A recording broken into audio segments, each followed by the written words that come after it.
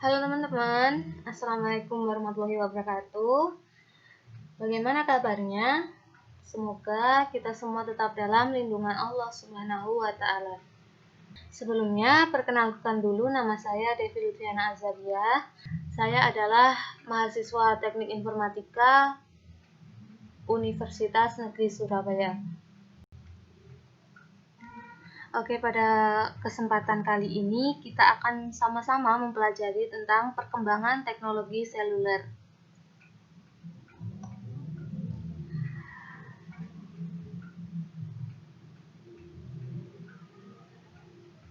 Perkembangan teknologi seluler atau GSM ini, generasi yang pertama adalah 1G.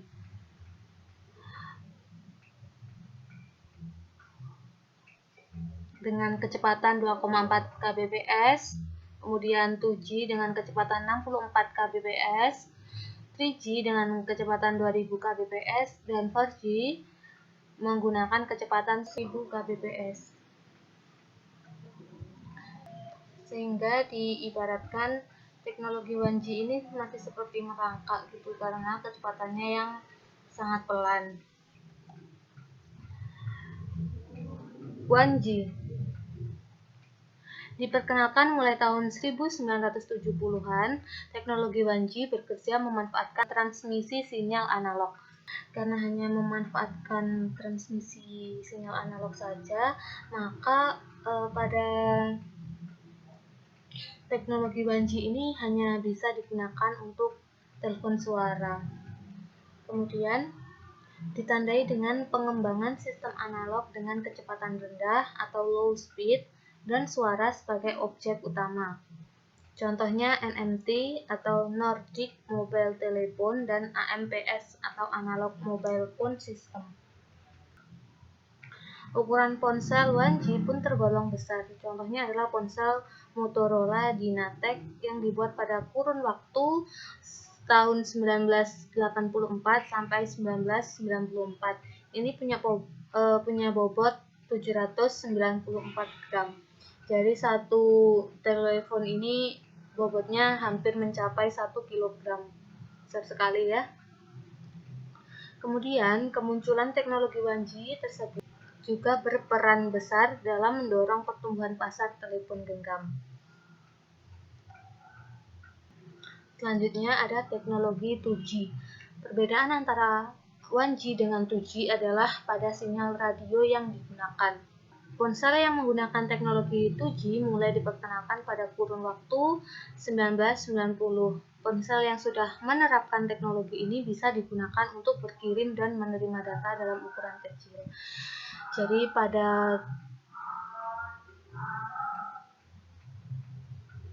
pada teknologi 2G ini sudah bisa tidak hanya bisa digunakan untuk telepon saja, tapi pada teknologi 2G sudah bisa digunakan untuk SMS, seperti itu. Teknologi 2G sendiri utamanya dibuat untuk layanan suara dan koneksi data yang cenderung lambat. Pemutakhiran pada jaringan ini kemudian memunculkan istilah 2,5G dan 3,75G.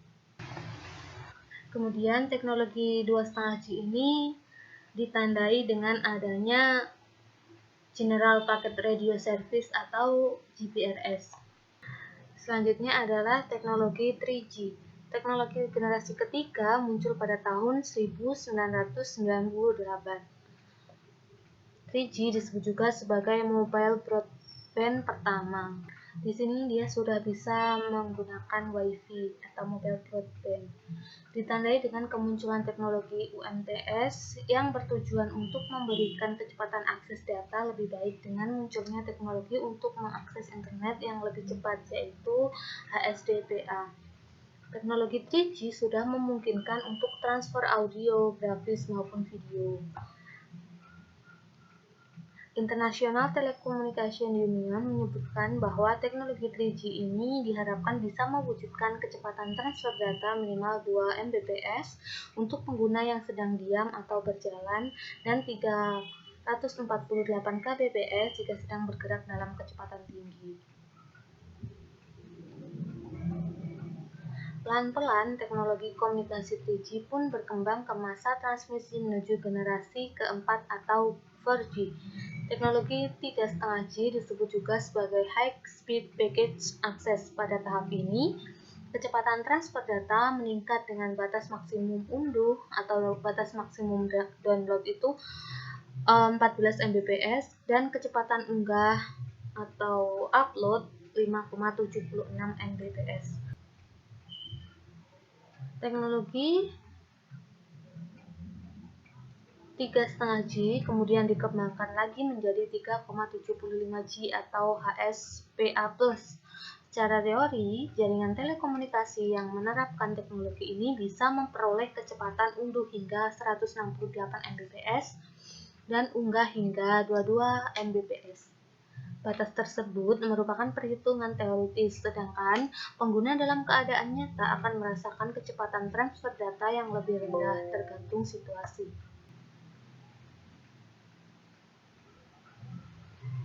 Contoh teknologi generasi ketiga itu ada WCDMA atau dikenal juga dengan UMTS. Teknologi WCDMA ini menggunakan adaptive multi-rate untuk kodifikasi suara sehingga output dari suara itu menjadi lebih baik dari generasi sebelumnya.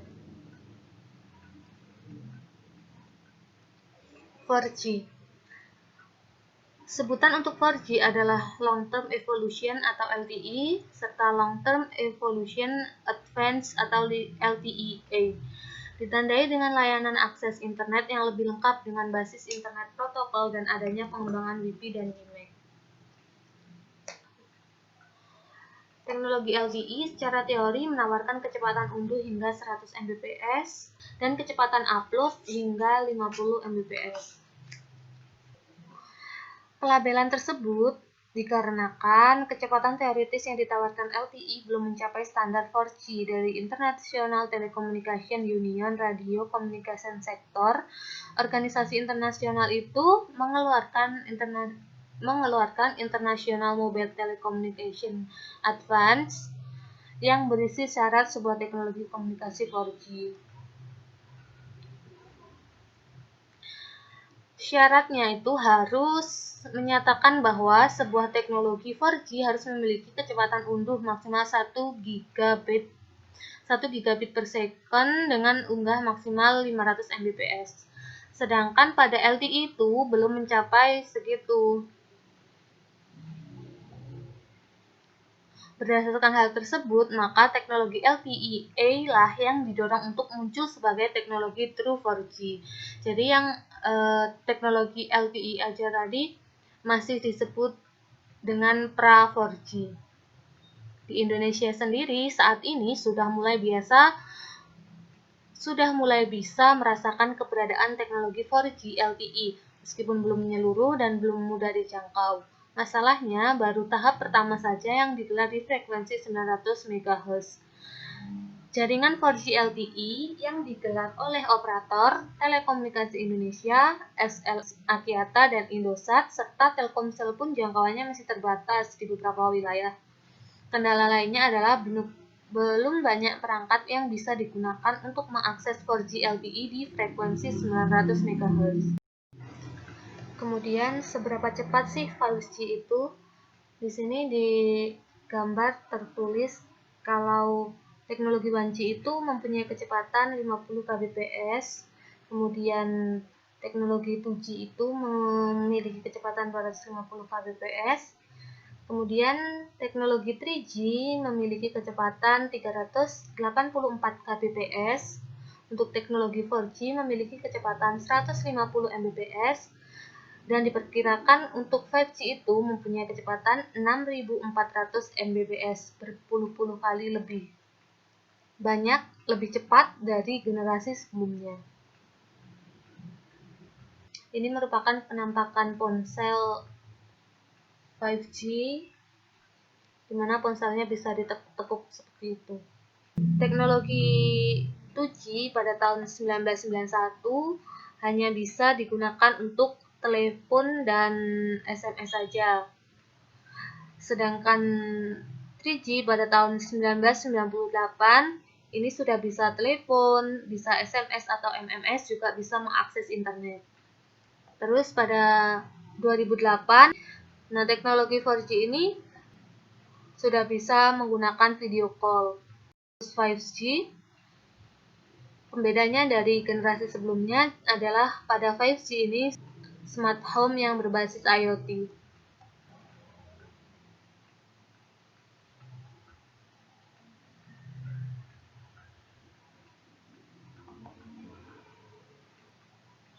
Ini dia 4G hanya bisa bertelepon, 2G sudah bisa telepon, SMS, MMS.